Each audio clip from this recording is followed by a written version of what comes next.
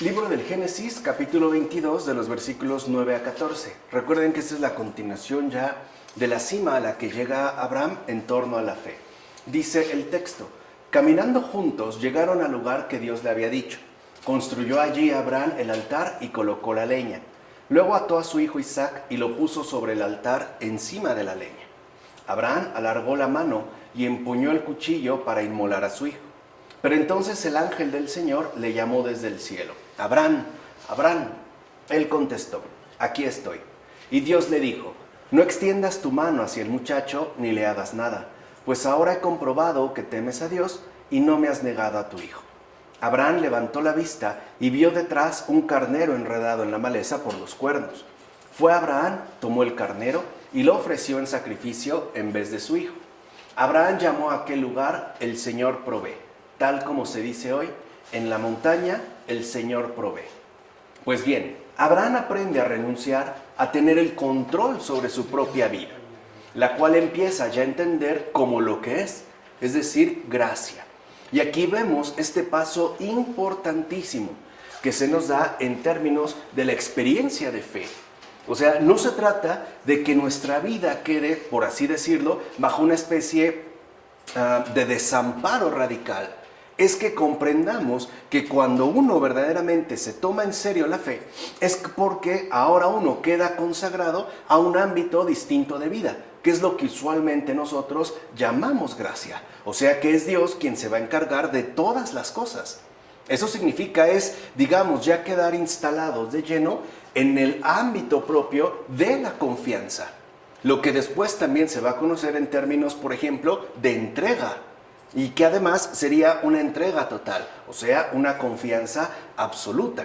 Entonces, aquí es muy importante entender el porqué de este sacrificio, justo para no estar haciendo a veces como especulaciones vanas.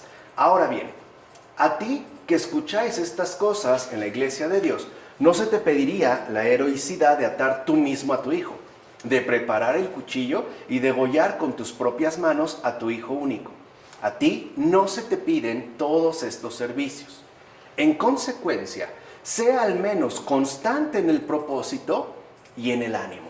Vean qué interesante lo que nos comenta este padre de la iglesia, porque a veces llegamos también a suponer, de manera precipitada, por no decir infundada, que el hecho de ser creyentes o tratar de tomarnos en serio la fe nos conducirá de una manera casi inevitable a los mismos acontecimientos por los que atravesó Abraham, si es que él es en efecto el padre de la fe, o sea, aquel modelo que se nos ha ofrecido a todos y cada uno de nosotros, pero no es verdad.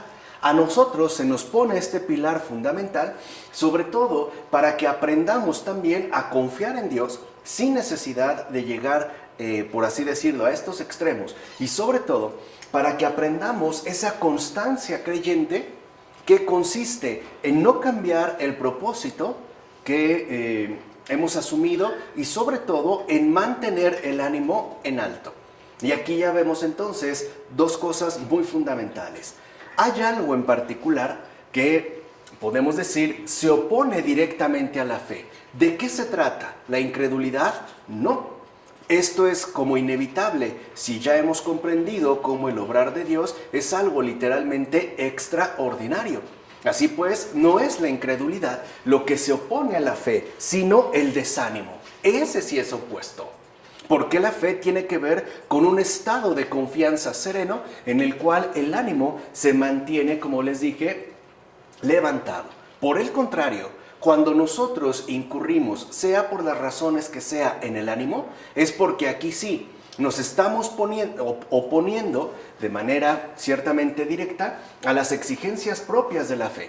Por eso, en realidad, lo que la fe exige de cada uno de nosotros es, por una parte, confianza y por otra parte, ánimo, que en términos ya, por ejemplo, cristianos, llamamos alegría. Aquí es donde anidaría, en efecto, la alegría del ánimo, es decir, la alegría verdaderamente cristiana. Por eso no lo olviden. Lo que verdaderamente se opone a la fe no es la incredulidad, es el desánimo. Porque con el desánimo, entonces lo que sigue a continuación es precisamente el despropósito. O sea, el quedar por así decirlo, ¿no?, desorientados en torno a ese abandono que hemos decidido asumir en términos de fe. Entonces, esto es como muy importante de tenerlo en cuenta, porque hoy tal parece que hemos perdido de vista la precisión en torno a la realidad misma de la fe. Por eso para nosotros el desánimo no es algo aceptable en ninguna de sus expresiones. Bien, entonces continúa este padre de la iglesia y nos dice: sí, sé firme en la fe y ofrece alegre a Dios tu descendencia. Aquí vemos cómo se traduce lo que hemos mencionado en términos más precisos. Sé firme en la fe, o sea, mantén el buen ánimo y ofrece alegre a Dios tu descendencia. Sé pues sacerdote ante el Señor y no olvides que al sacerdote que inmola a Dios no le conviene llorar. Y esto también es algo importante. ¿O acaso piensas que a ti no se te exigen estas cosas? ¿Quieres ver que esto también se exige de ti? Dice el Señor en el Evangelio: si fueseis hijos de Abraham, haríais las obras de Abraham. Pues bien, esta es la obra de Abraham, ¿no?, como menciona este padre de la iglesia, y hay que entender bien a qué se refiere. Haced por tanto las obras que hizo Abraham, pero no con tristeza, ya que Dios ama al que da con alegría. ¿No? Y cita la segunda carta a los Corintios. Sé pues tan disponible para Dios como lo fue Abraham. Sube al lugar elevado y ofrece allí a tu hijo amado. Entonces ya vemos cómo estos rasgos que aquí se van describiendo, en efecto, también conducen a ese elemento sustancial de la fe que se llama disponibilidad. Además, una disponibilidad que se caracteriza por un buen ánimo, incluso por una presteza. Pero bueno, en efecto, el ofrecimiento debido a Dios no se lleva a cabo en las profundidades de la tierra, es decir, en el valle del llanto, sino en los montes altos. Muestra, por tanto, que tu fe en Dios es más fuerte que los afectos de la carne, porque lo único que realmente nos hace llorar es este mundo, no Dios. Es el mundo el que nos conduce, a veces de manera muy dolorosa, muy trágica, a derramar abundantes y amargas lágrimas. Ciertamente, Abraham amaba a su hijo Isaac, pero el amor por la carne le antepone, o al amor por la carne le antepone el amor por Dios. Así pues, el hijo de Abraham fue realmente encontrado no en las vísceras de la carne, sino en las entrañas de Cristo. Es decir, en las entrañas de la verdad y de la sabiduría, como comenta Orígenes en esas homilías sobre el Génesis. Como bien sabemos, la mano de Abraham levantó sobre su hijo el cuchillo, y movido por el afecto paterno, temió morir de la angustia si fallaba el golpe. Sintió pues el afecto paterno, pero no por eso omitió su obligación para con Dios, como menciona Ambrosio en A la muerte del hermano. Y esto es muy importante porque nos permite comprender que dicha obligación no es algo carnal, sino espiritual. O sea, la verdadera obligación con Dios es una obligación religiosa. Es decir, se trataría en todo caso de una obligación netamente creyente, a la cual efectivamente se le pueden llegar a oponer de una u otra manera los humanos afectos que poseemos y que cada uno de nosotros puede desarrollar en mayor o menor medida. Entonces, aquí muchas veces el sacrificio no consiste en un sacrificio estrictamente material, sino en ese sacrificio religioso de los afectos propios. Por ejemplo, es indudable que el Señor, ¿no?, nos invita a amar a los hijos y amarlos, si lo quieren ver así, con plenitud. Pero si nosotros queremos reducir el amor debido a los hijos a lo que nosotros mismos podemos ofrecer, estaríamos atentando contra esta obligación. En primer lugar, porque las exigencias y las verdaderas necesidades de los hijos no son estrictamente humanas. Son algo que solo Dios puede llegar a cubrir y además a realizar en plenitud. Por eso es el ofrecimiento. Además, creo que por puro sentido común podemos reconocer cómo nuestros afectos, por ejemplo, maternos, paternos, a pesar de que sean sinceros e incluso muy intensivos, no significa que por eso serán, por ejemplo, inagotables. Nosotros también estamos marcados por una finitud. O sea, puede ser que amemos mucho a una persona, por ejemplo al hijo, ¿no? que nos corresponde, pero eso no significa que seremos de hecho capaces de darle todo el amor que esta persona como tal merece, requiere y necesita. Por eso sería ir en contra de esta obligación ciertamente religiosa. No significa pues que entonces yo me desatiendo de ellos, los dejo en manos de ellos. No, los atiendo, pero no los limito a las atenciones, a los afectos que yo puedo mostrar, los doy. Pero al mismo tiempo reconozco que ese sustento, ese amor que verdaderamente va a poder colmar su corazón, no proviene de mí, sino de su propio creador, es decir, de Dios mismo. Por eso hay que entender de qué tipo de obligación estamos hablando. Ahora bien, se nos suele objetar que Dios dice saber solo hasta ahora que Abraham teme a Dios, como si antes lo ignorase. Recuerden que aquí dice, ¿no? Ahora, ¿no? Sé que temes a Dios. O sea, como si no lo supiera hasta ese preciso momento. Pero esto es falso. Dios lo sabía y no le era algo desconocido.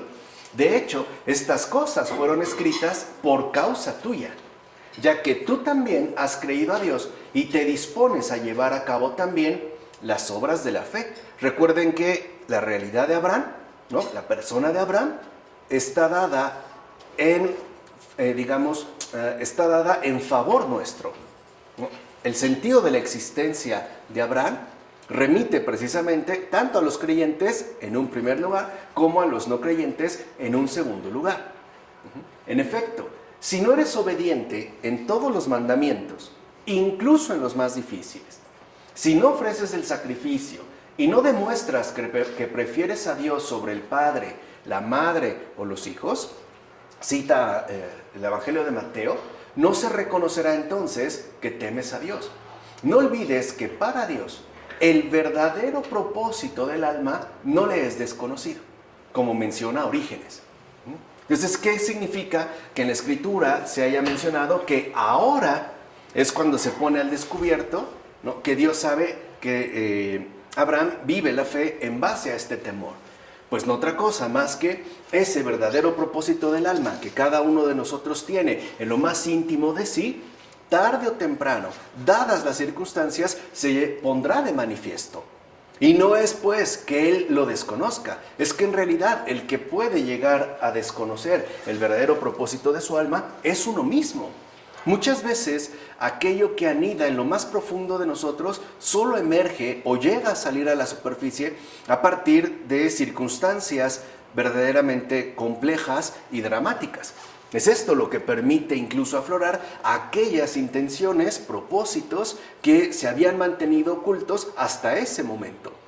Por ejemplo, una cosa es decir que yo creo mucho en Dios y otra cosa es sostenerlo en base, como dijimos hace un momento, con buen ánimo, según las circunstancias concretas de nuestra vida. En particular, cuando estas circunstancias no son, según el mundo, precisamente favorables. Así pues, ¿piensas acaso que Dios te pide a ti algo exagerado? Para nada. Abraham cumplió con aquello que le había pedido el Señor.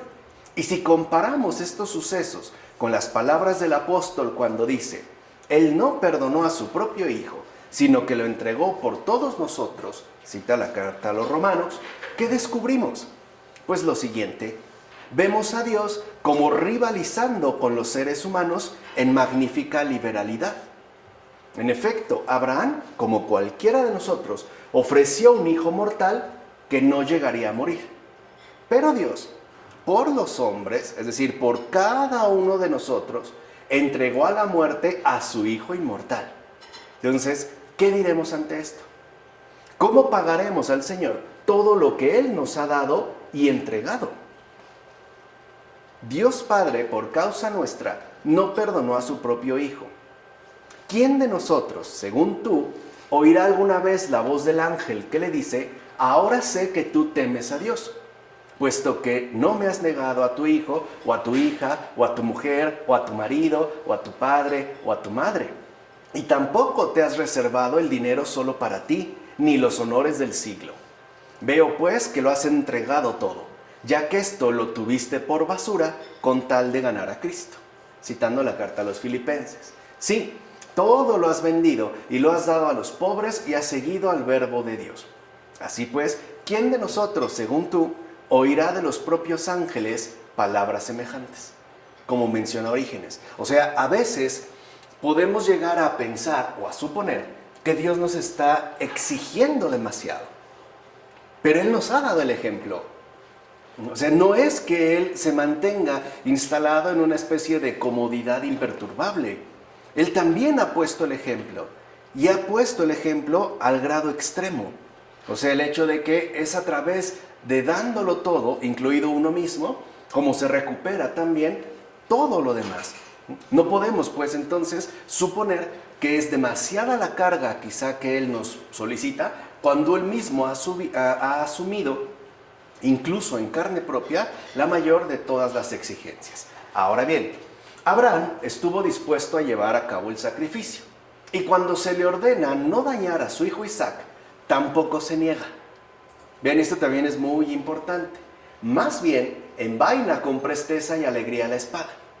Así pues, el que se apresuraba a inmolar prontamente a su único hijo, movido por su ardiente fe, con más vivo empeño aún, se apresuró a suspender lo indicado. De hecho, para nada cuestionó que tuviera que sacrificar un carnero en lugar de su propio hijo, como menciona Ambrosio en la carta a Ireneo.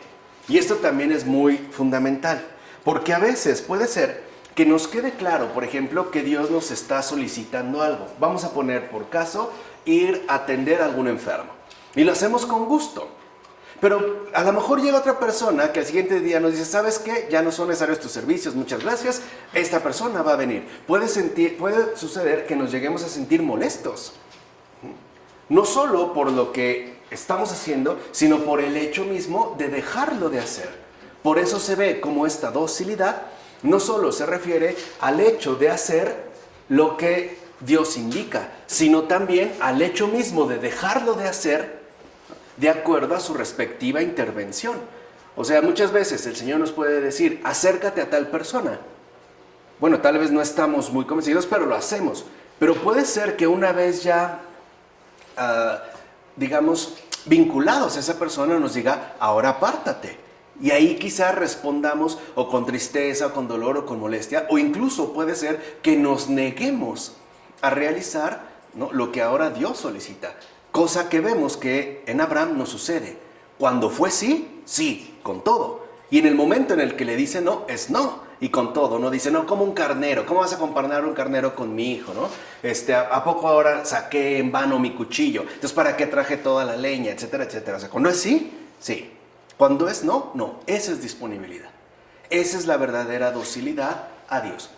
Así pues, no podemos dudar que el conocimiento de Dios es en Él cuestión de tiempo, no de mutación. En efecto, cuando se habla de que Dios sabe, se trata del tiempo de dar a conocer para nosotros dicho conocimiento, y no del momento en que éste, es decir, el conocimiento, sea adquirido. Ciertamente, Dios ahora sabe. Y el que ahora conozca significa el momento en el que, como Abraham, se recibe el testimonio.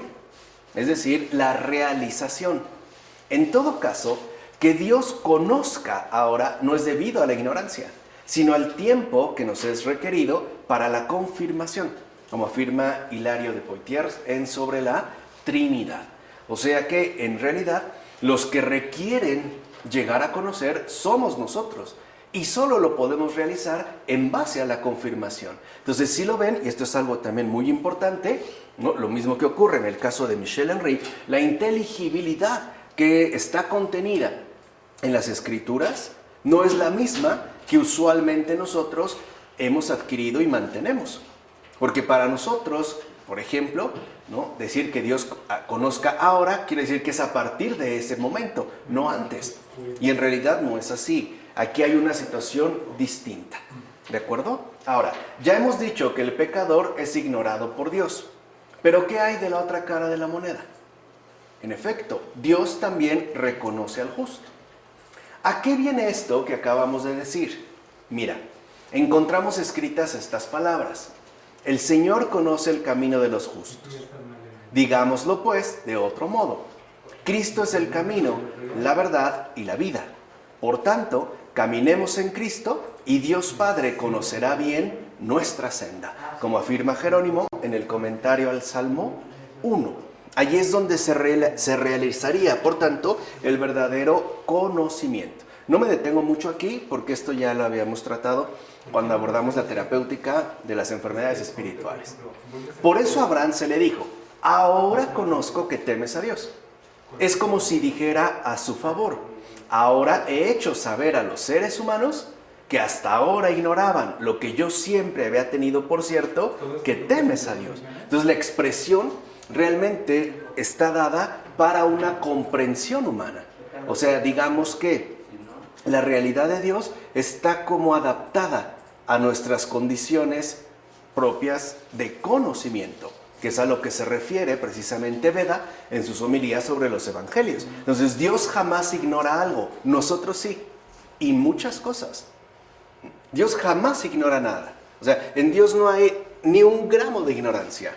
Lo sabe absolutamente todo, y además lo sabe bien, cosa que nosotros ni siquiera podemos llegar a alcanzar. En primer lugar, porque no lo sabemos todo, para empezar.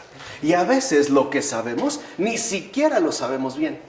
Lo sabemos a medias, o torcidamente, o al menos empobrecidamente.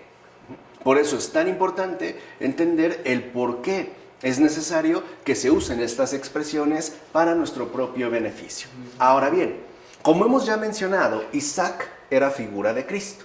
Pero también es cierto aquí que el carnero mismo es figura de Cristo, no solo Isaac. Veamos pues cómo es que uno y otro figuran a Cristo. Es decir, tanto el que fue degollado como el que no lo fue. Para empezar, Cristo es la palabra de Dios y la palabra se hizo carne. Cita el Evangelio de Juan. En Cristo hay por tanto una cosa que viene de lo alto y otra que ha sido tomada de la naturaleza humana y del útero virginal. Por consiguiente, Cristo padece en la carne y hasta ha soportado la muerte en la carne. Es decir, según la figura del carnero, que ya podemos ver cómo entonces se está refiriendo a la verdadera humanidad del Verbo, es decir, la encarnación del Señor. Sin embargo, la palabra eterna que estaba junto a Dios y que es Dios, que es Cristo según el Espíritu, permaneció intocable, como Isaac. De ahí que él mismo es víctima y sacerdote. Según el Espíritu, ofrece la víctima al Padre. Según la carne, él mismo se ofrece en el altar de la cruz. Ahí se está, pues, afirmando cómo Dios es, por una parte, verdadero Dios y verdadero hombre. Y por otra, que esa es parte del misterio, el Verbo hecho carne muere en la carne, pero no muere según el propio Espíritu. Porque incluso este Espíritu es ofrecido al Padre como una verdadera ofrenda. Recuerden que es las palabras que Jesús pronuncia en la cruz: Padre, en tus manos encomiendo mi espíritu, es decir, te lo ofrezco. Por eso Juan dijo de él: he aquí el Cordero de Dios, el que quita el pecado del mundo, como afirma Orígenes. Entonces, lo primero que vemos es ya el hecho de que el Verbo encarnado no es retórica, o sea, no es un invento, no es una mera argumentación más o menos conmovedora, no, es plena realidad. Además, con toda su respectiva carga ontológica, o sea, con su propia densidad. Por eso es que se apela al misterio. Así pues, debemos darnos cuenta que el sacrificio no fue hecho por Isaac, sino por Abraham, que había sido llamado y fue probado como testigo. De hecho, Dios aceptó su sincera intención y por eso le impidió sacrificar a Isaac. En efecto, la muerte de Isaac no hubiera conseguido la liberación para el mundo, ya que esto, es decir, tal liberación, únicamente se realizaría por el sacrificio de nuestro Salvador, por cuyas divinas heridas hemos sido curados, como afirma Atanasio en la Carta Festal. En efecto, la montaña soltó al árbol y el árbol al carnero, para que en el carnero que colgaba del árbol y que sirvió de sacrificio por el hijo de Abraham, quedara prefigurado el día de aquel que sería colgado de un madero y moriría por el mundo entero, como afirma Efrén de Nisibi. O sea, es una figura ya de la pasión del Señor, o sea, del misterio de la redención. En síntesis, todo esto sucedió como figura de la cruz. Por eso Cristo dijo a los judíos: vuestro padre Abraham estaba jubiloso al ver mi día, y lo vio y se complació. Citando el Evangelio de San Juan. ¿Cómo pudo verlo si vivió mucho tiempo atrás? Pues por la figura, por la sombra. En efecto, de la misma manera que aquí fue sacrificado el carnero en lugar de Isaac, así el cordero espiritual fue sacrificado por la humanidad en vez de la humanidad misma. Era pues necesario que la verdad fuera vislumbrada previamente entre sombras. Observa pues, hermano mío, cómo todo fue prefigurado. Sí, un único hijo en ese caso y el unigénito en este. Querido y legítimo en aquel caso, y también legítimo y muy amado en este. Aquel fue ofrecido en holocausto por el Padre, y el Padre entregó a su Hijo. En aquel momento había sombra, pero a partir de Cristo se manifiesta la verdad. Así pues, este Cordero espiritual fue entregado por la humanidad entera. Este Cordero fue el que purificó a todo el mundo, el que liberó a los seres humanos del error y los condujo a la verdad. Este fue el Cordero que hizo de la tierra el cielo, y no porque transformara la naturaleza de los elementos, sino porque traslada a los seres humanos que habitan la tierra al modo de vida celestial. Y asimismo fue por él que toda veneración a los demonios ha sido abolida. Por él, los seres humanos no adoran ya las piedras ni los objetos de madera. Bueno, algunos sí, todavía. Y tampoco se inclinan ya hacia las cosas estimadas según su criterio. Pues también suele suceder. Más bien, todo error ha sido erradicado y por ende la luz de la verdad ha brillado en el mundo. ¿Ves ahora la superioridad de la verdad? ¿Ves entonces qué es la oscuridad y qué es la verdad? Como afirma Juan Crisóstomo en sus homilías sobre el Génesis. Además, del bienaventurado Isaac y del carnero aquel, cabe entender lo siguiente. Isaac significa la divinidad, es decir, lo que nunca va a morir.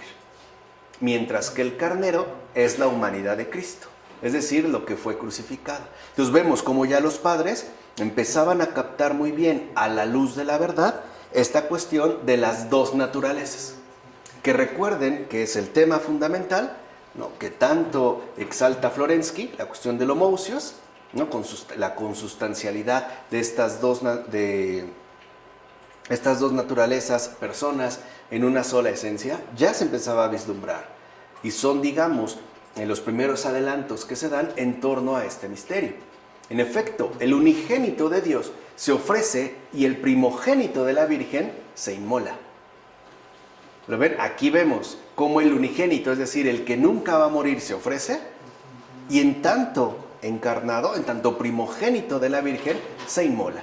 Por cierto, hay un testimonio escrito del presbítero Jerónimo que afirma con plena seguridad haber escuchado a los antiguos judíos decir que el lugar donde fue ofrecido Isaac es el mismo sitio donde más tarde fue crucificado Cristo nuestro Señor.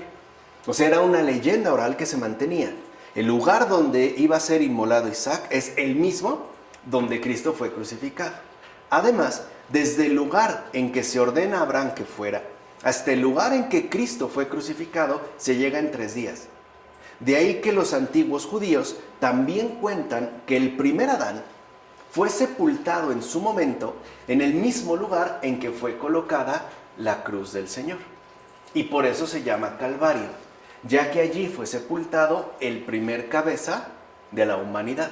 O sea, ahí primero se sepulta Adán, después se anticipa, se prefigura el misterio de la redención en Isaac y finalmente se cumple en Cristo.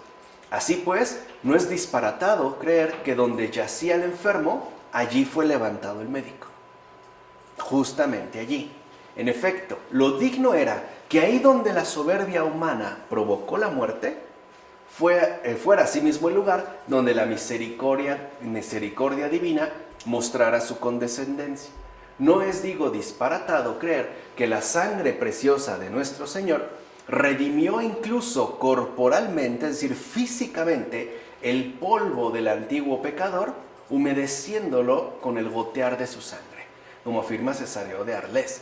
O sea, no hay nada que sea una casualidad. Los antiguos judíos ya lo afirmaban. O sea, no se trata de una mera invención. Quizá la habíamos escuchado por ahí, aunque no supiéramos bien, por ejemplo, de dónde provenía. Pero ahora entendemos también el por qué. En efecto, por lo menos una porción de tierra fue humedecida con la propia sangre del Señor. ¿Y hasta dónde entonces remonta?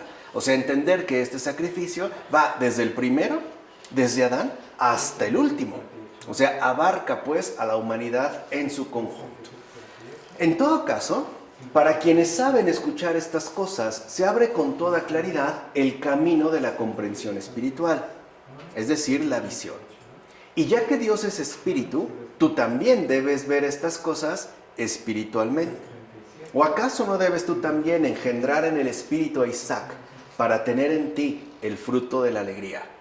De hecho, si todo lo estimas alegría, cuando estés rodeado de toda clase de pruebas, como lo afirma la carta del apóstol Santiago, asimismo darás a luz la alegría si ofreces a Dios como sacrificio esta misma alegría. En efecto, todo lo que sacrifiques a Dios con alegría, Él mismo te lo devolverá alegremente. De hecho, recibirás multiplicado lo que hayas ofrecido. Lo vemos también ya con Jesús, cuando a partir de lo dado, por ejemplo, en este caso, 5 panes, 2 peces, se da esta multiplicación. Así pues, aunque parece que ofrecemos víctimas al Señor, en realidad nos es devuelto lo que ofrecemos, ya que Dios no tiene necesidad de nada. A final de cuentas, lo único que Él desea es nuestro provecho en cada cosa, como menciona Orígenes en las homilías sobre el Génesis. Entonces, realmente el ofrecimiento es para que aprendamos, ¿no?, a vivir en la fe a partir, por ejemplo, de la respectiva renuncia.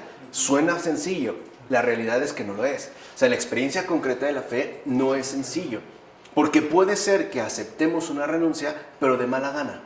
Entonces, la perfección en la fe, o sea, el conocimiento espiritual, se mediría en términos de alegría. O sea, qué tan alegremente, qué tan serenamente ofrecemos nuestras posesiones al Señor, incluido lo más querido, nuestros sueños, por supuesto nuestros familiares, nuestros anhelos, nuestros proyectos, nuestras cosas materiales. O sea, en qué medida realmente nosotros estamos alegres porque este ofrecimiento se dirige a Él, sin esperar necesariamente que haya una devolución multiplicada. O sea, digamos que no fuera pues por mero interés. Bueno, así llegamos entonces a los versículos 15 a 24 de este capítulo 22. El ángel del Señor llamó por segunda vez a Abraham desde el cielo y le dijo: juro por mí mismo, oráculo del Señor, que por haber hecho una cosa así y no haberme negado a tu hijo, a tu único hijo, te colmaré de bendiciones y multiplicaré tu descendencia como las estrellas del cielo y como la arena de las playas. Y tu descendencia se adueñará de las ciudades de sus enemigos. En tu descendencia serán bendecidos todos los pueblos de la tierra, porque has obedecido mi voz. Abraham volvió al lado de sus criados. Emprendieron la marcha y fueron todos juntos a Beersheba. Y Abraham residió en Beersheba. Después de estos sucesos, le fue anunciado a Abraham: también Milca le ha dado hijos a Nahor, tu hermano, Uz, el primogénito, Buz, su hermano, Kemuel, padre de Aram, Kesed, Jasó, Pildas, Yitlaf y Betuel. Betuel engendró a Rebeca. Estos 8 hijos dio Milca a Nahor, hermano de Abraham. También su concubina, que se llamaba Reumá, dio a luz a Tejaf, Gaham, Tajas y Maaca. Estas palabras, fíjense, de entrada pareciera que hay como una intervención de personajes que no vendrían como ni al caso. No hay como un cambio, pues, de escenario. Bueno, estas palabras requieren un oyente aplicado y atento. En efecto, ¿qué hay ahora para que Abraham tenga que ser llamado por segunda vez desde el cielo? ¿Qué sucedió? ¿Qué se añade de nuevo a las antiguas promesas? O sea, ¿por qué se da este énfasis? ¿Qué premio suplementario se concede cuando se dice, puesto que has cumplido esta palabra? Es decir, puesto que ofreciste a tu hijo.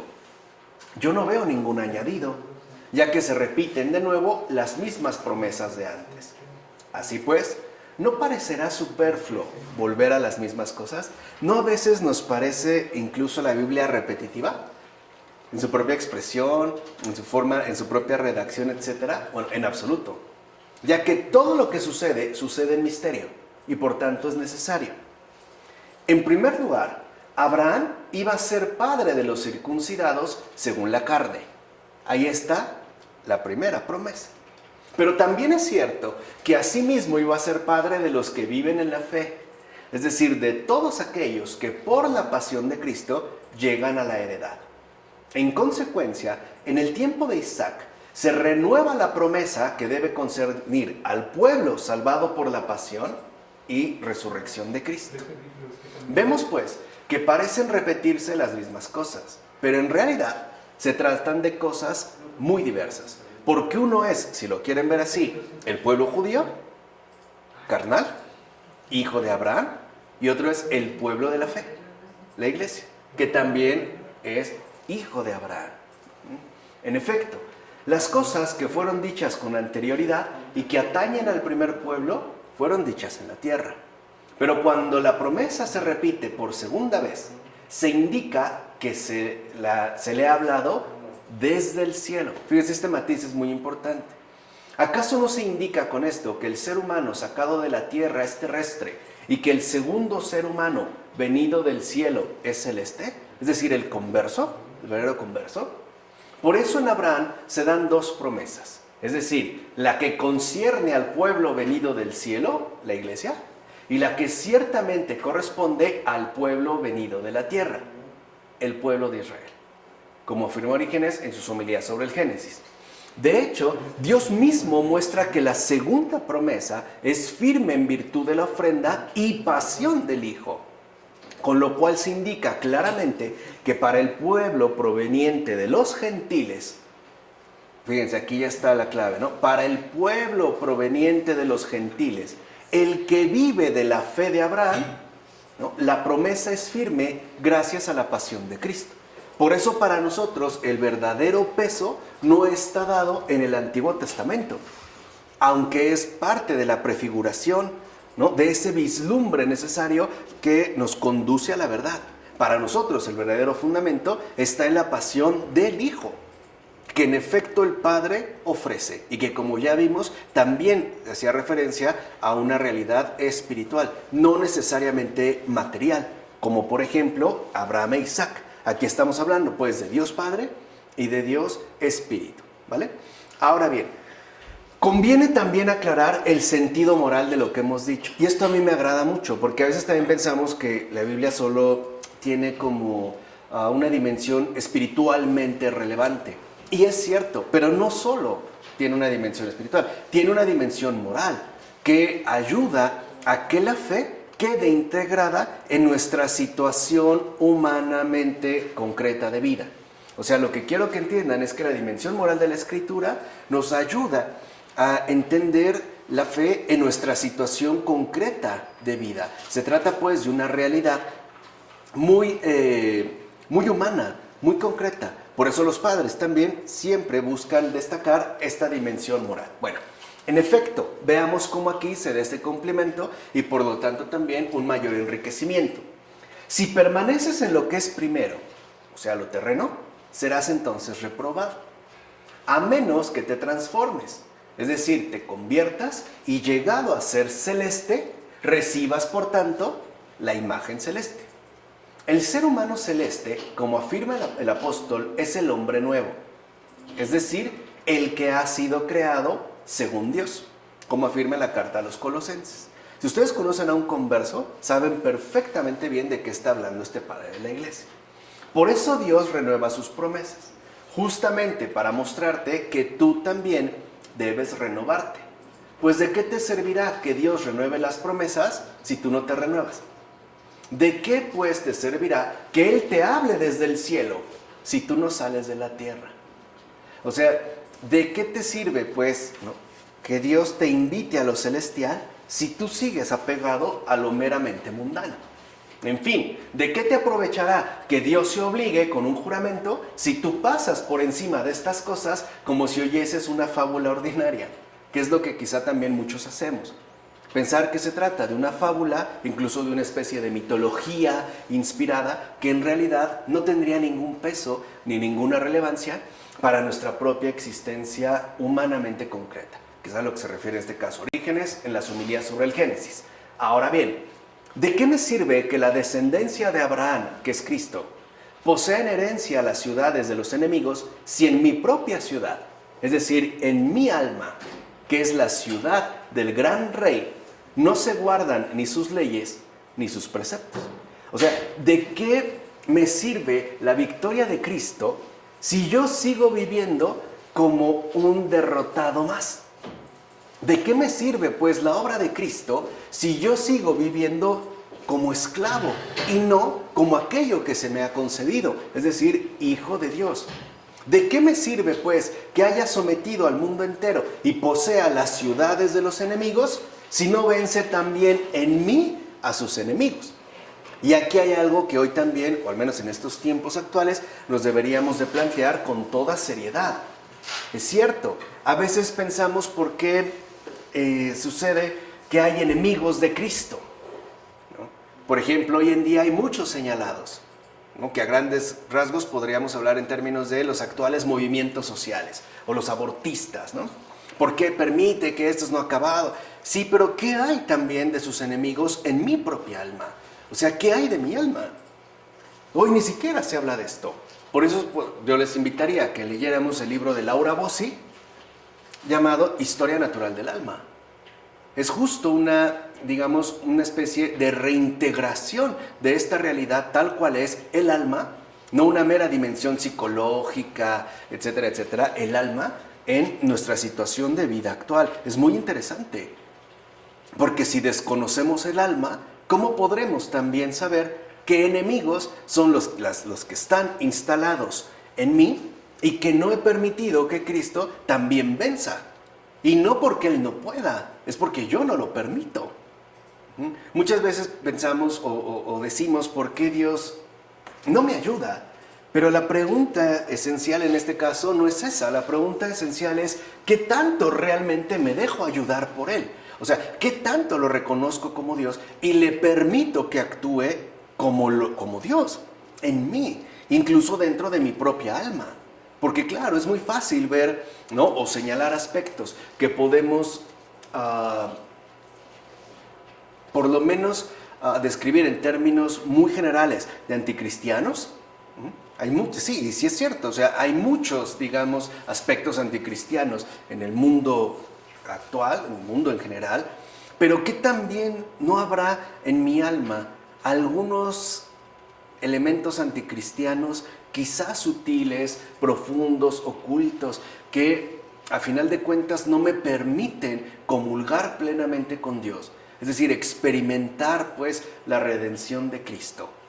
Vuelvo a repetir esta pregunta: ¿de qué me sirve entonces que haya sometido el Señor al mundo entero y posea las ciudades de los enemigos si no vence también en mí a sus enemigos?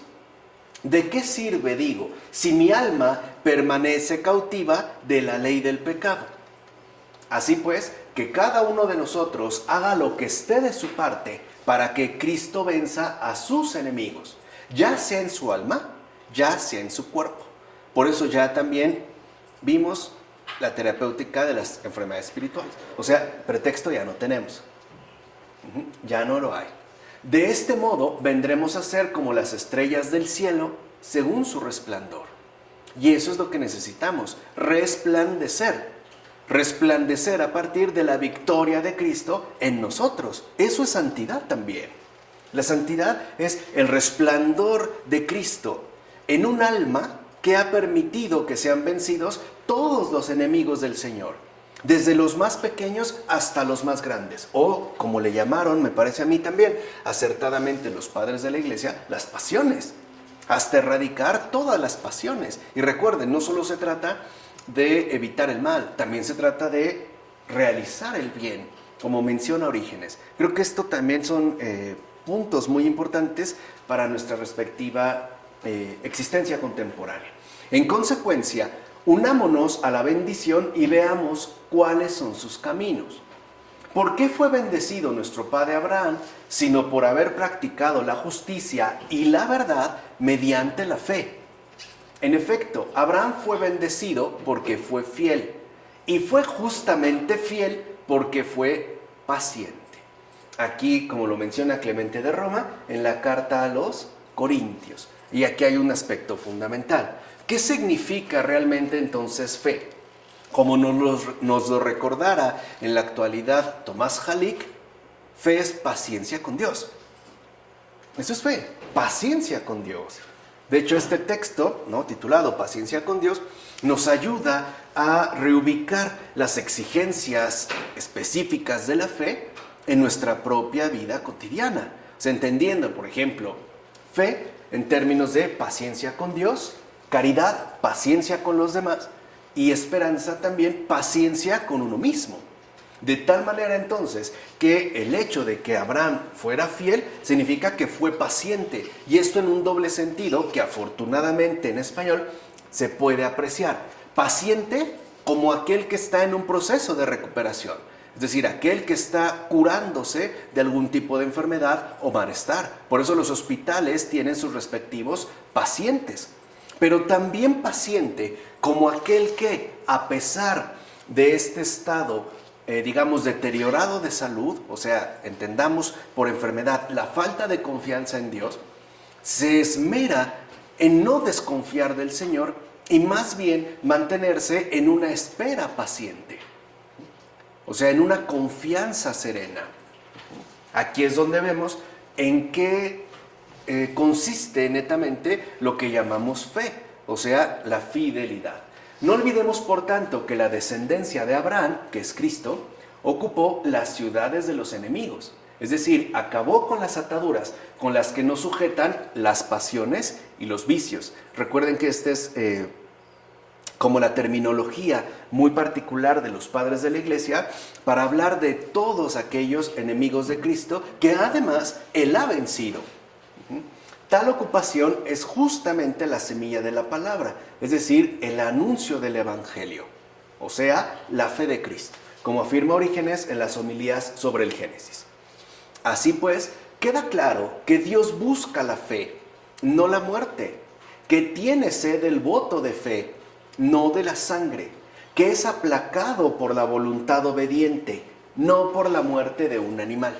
Y ahí es donde nosotros, perdemos de vista quizá la verdadera dimensión de lo que se llama sacrificio, porque el verdadero sacrificio consiste en una voluntad obediente, y siendo sinceros, es nuestra propia voluntad la que es la más desobediente y rebelde de todas.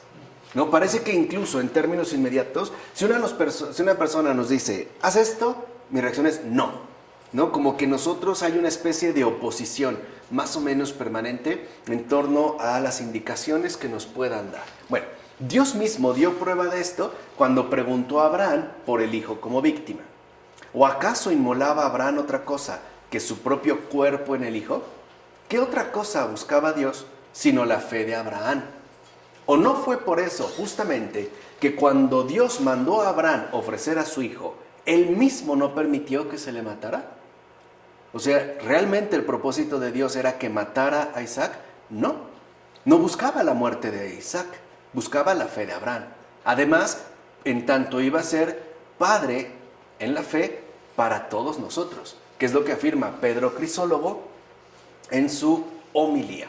¿Se entiende pues? O sea, el hecho es de que no, sí lo iba a matar, pero Dios se le impidió. No es eso lo que está de por medio. No es que Dios improvise o tenga que intervenir de manera más o menos precipitada. No, lo que realmente tenía que brotar de ahí y brotó, y ahí vemos cómo Dios no se equivoca, no era la sangre de Isaac. No era ese propósito. A ver, y si lo mata, pues ni modo, a ver cómo lo hacemos. No. Lo que tenía que brotar, y además brotar en abundancia, era la fe de Abraham, porque es el pilar. No se trata pues de cualquiera, ¿se entiende? Y sobre todo, sin perder de vista que su verdadera descendencia iba a ser Cristo, no simplemente Isaac. O sea, no solo se refería a una dimensión carnal, sino a esta descendencia espiritual de redención. Bueno, en todo caso, la descendencia de Abraham es Cristo. ¿Por qué de Abraham nació Isaac? De Isaac, Jacob. De Jacob, los 12 hijos. De estos 12 hijos, el pueblo judío. De estos 12. Del pueblo judío, la Virgen María. Y de la Virgen María, nuestro Señor Jesucristo. Así pues, nuestro Señor Jesucristo se convirtió en la posteridad de Abraham. En efecto, lo que encontramos prometido en Abraham, lo vemos cumplido en nosotros. Abraham creyó sin haber visto. Es decir, creyó aún sin ver lo que se le prometía, como afirma Agustín en el sermón 113a. Repito esto, Abraham creyó sin haber visto. Es decir, creyó aún sin ver lo que se le prometía. Y no es esto también a lo que nos invita el Señor en nuestra experiencia de vida personal, a creer en Él, aun cuando no veamos claramente lo que en efecto nos promete. Al creer, si quieren ver así, sin ver, pero basados justo en una paciencia y en una fidelidad fortalecidas, una verdadera fe traducida en términos de buen ánimo, una fe pues, ¿no?, basada en una plena confianza. O sea, eso es lo que vemos que se sigue manteniendo hasta la fecha. Mira pues lo siguiente, Abraham no rechaza hacer lo que se le ordena, y por tan gran virtud de obediencia es recompensado con un enorme premio. En consecuencia, ocúpate tú mismo de aprender y tener la misma paciencia de Abraham, justo para poder recibir una bendición inmensa, como menciona Beda en sus homilías sobre los evangelios. Entonces, a veces el Señor puede parecer dilatarse temporalmente, ¿no?, en nuestra experiencia, pero no lo hace de una manera arbitraria. Lo hace básicamente por dos razones, es decir, buscando nuestro bien. Primera, para fortalecer nuestra fe. Y segunda, para que aquello que el Señor nos va a conceder sea todavía mucho mayor. Aquí sí podríamos entenderlo en términos de un real y auténtico incremento de intereses. O sea, si el Señor nos diera algo casi de inmediato, nuestra fe crecería muy, muy poco. En cambio, si hacemos este ejercicio de paciencia, aun cuando quizá pueda tratarse de un tiempo prolongado, por no hablar ya quizá de meses, sino incluso de años, entonces la bendición que al final se recibirá será verdaderamente inmensa. Eso es algo que, por ejemplo, el mundo ha tratado de adaptar en términos de fondos de inversión, ¿no? Nosotros ya sabemos de manera muy básica que si una persona quiere obtener algunos beneficios de cierta cantidad puesta en una inversión, los beneficios son mayores mientras mayor sea el plazo escogido. O sea, en pocas palabras, si tú inviertes tal cantidad durante un mes, pues prácticamente no tendrás intereses, ganancias, beneficios. Pero si lo dejas a 20 o 30 años, ahí sí, aunque nada te asegura que estarás vivo para disfrutarlos, ¿no? Ahí es donde se dan las inseguridades. Bueno, Dios no defrauda. Ese es el punto fundamental. O sea, entender cómo sí, ¿no? ¿De qué manera? Pues la paciencia, que en este caso está también ya plenamente reflejada, encarnada, asumida por Abraham, apunta no solo a crecer en la fe, sino también a tener, por así decirlo, un corazón desbordado de alegría y de gratitud ante la bendición inmensa que el Señor finalmente nos concede. En efecto, ¿acaso no somos nosotros los cristianos semilla de Abraham? Sí, lo somos, ¿o no? O alguien va a decir que no, que alguien entonces tiene otro padre en la fe, o que viene, si lo quieren ver así, de otra parte. Y no por haber nacido de la estirpe de Aarón, sino por creer en quien también Aarón, junto a los santos de su tiempo, creyó, como afirma Beda en Sobre el Tabernáculo, ¿vale? O sea, no es por una cuestión carnal, no somos pues judíos, pero somos hijos de Abraham, espiritualmente hablando. justo por la fe. Bueno, así llegamos ya a este capítulo 23 de los versículos 1 a 16. Sara vivió 127 años y murió en Kiriat Arba, esto es Hebrón, en tierra de Canaán. Abraham fue a hacer duelo por Sara y a llorarla. Después se levantó Abraham de junto a su difunta y habló a los hititas: yo soy un extranjero que reside entre vosotros. Dadme en propiedad un sepulcro para enterrar a mi difunta. Los hititas respondieron a Abraham: escúchanos, Señor, tú eres en medio de nosotros un príncipe divino. Entierra a tu difunta en el más noble de nuestros sepulcros, pues ninguno de nosotros te negará su sepulcro para que entierres a tu difunta.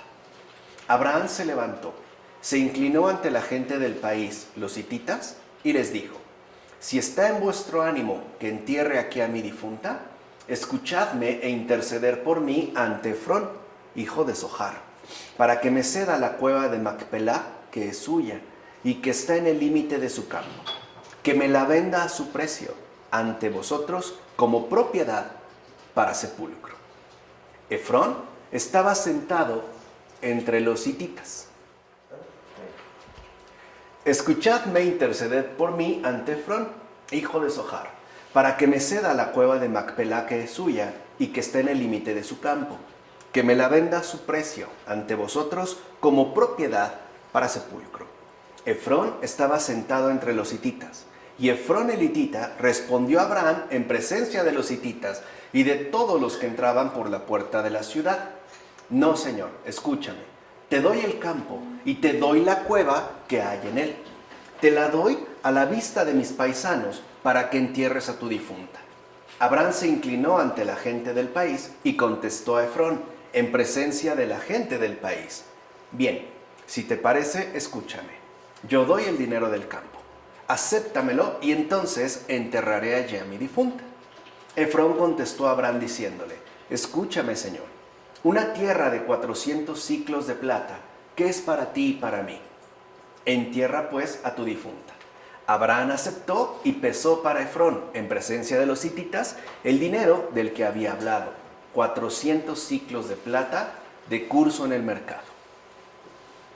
Para empezar, la muerte de Sara fue la primera ocasión que tuvo el patriarca para adquirir un terreno. ¿Por qué? Para que aprendamos que el hombre que gozó de tanta ayuda de lo alto no podía llamar a lugar alguno propiedad suya, a diferencia de muchas personas de hoy. ¿Se dan cuenta? O sea, este gran hombre, ¿no?, este tan enormemente bendecido, no tenía una sola propiedad que pudiera llamar suya, a diferencia de otros que sí abundan pues en propiedades. En efecto, hay quienes ponen todo su interés en adquirir tierras, pueblos enteros y riquezas incontables. No obstante, Abraham tenía suficiente riqueza en su actitud. Por eso apartó la codicia del corazón y en ninguna cosa puso cuidado. Tengan muy en cuenta esto los que acaparan todo y, según se dice, despliegan en todas las direcciones la pasión de su avaricia, que por cierto abundan, En todo caso, imiten al patriarca, que ni siquiera tenía dónde enterrar los restos de Sara, hasta que, empujado por una necesidad, compró el campo y la cueva de los hititas. No por vanidad, por necesidad. Y además, ni siquiera inventada, como empujado a. No había otro remedio. Y como prueba de que realmente él fue respetado por los habitantes de Canaán, los mismos hititas le reconocen como un príncipe divino, o sea, como alguien que para nada actúa según la detestable codicia, como afirma Juan Crisóstomo en estas homilías sobre el Génesis, cosa que por cierto es muy importante de destacar. Ahora bien, fíjate cómo el justo instruye a esas personas por medio de la sabiduría de sus acciones, es decir, absteniéndose de tomar posesión del sepulcro antes de pagar un precio justo. En síntesis, el venerable patriarca hace lo que es apropiado. Por eso les dio el dinero y tomó posesión de la tumba y enterró a su esposa Sara en la cueva del campo frente a Mambré. Date cuenta cómo el hombre que era tan célebre y respetado, que gozaba de tanta confianza con Dios y que era objeto de la atención y estima de todos, no poseía ni un pie de tierra.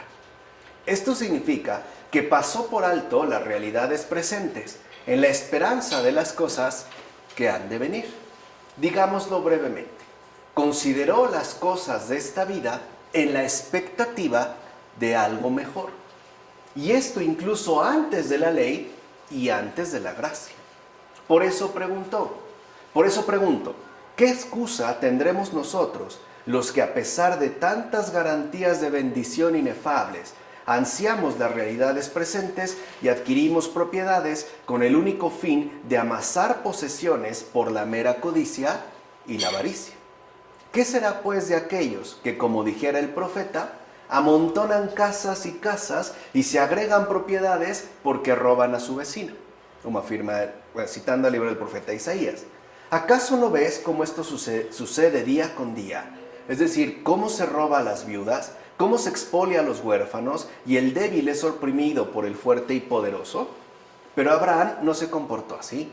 Por el contrario, él insistió en comprar la tumba.